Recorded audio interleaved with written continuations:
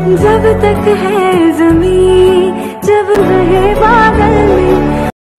Hello everyone, तो मेरा first part महबूबा वाला अपलोड हो चुका है रील्स पे, तो फटाक से जल्दी से जाइए और देखिए और कमेंट्स में बताइए कि कैसी लग रही हूँ मैं और मेरा एक्टिंग कैसा। अभी तो ये फर्स्ट पार्ट है, सेकंड पार्ट कल अपलोड होगा। और ये मेरा ड्रीम था, जब से मैं मूवी देखी थी तब से मुझे मन हो रहा था मैं ये लुक क्रिएट करूंगी। तो दोस्तों, अंजलि का इतना प्यारा लुक और इतना प्यारा सॉन्ग देख करके आप लोगों को कैसा लग रहा है? अगर आप लोग इस वीडियो को एंजॉय करना चाहते हैं तो आप लोग बने रहिए हमारे साथ लास्ट तक। जिनके सबसे ज्यादा और अच्छे कमेंट्स रहेंगे मैं 10 लोग की आईडी अपनी स्टोरी में मेंशन करूंगी।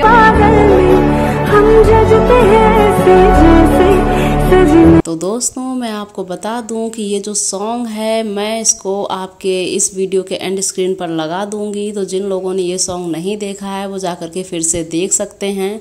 और ये इसका फर्स्ट पार्ट है, यानी कि मैं आपको बता दूं कि इसका सेकंड पार्ट आप लोगों को कल देखने को मिलने वाला है।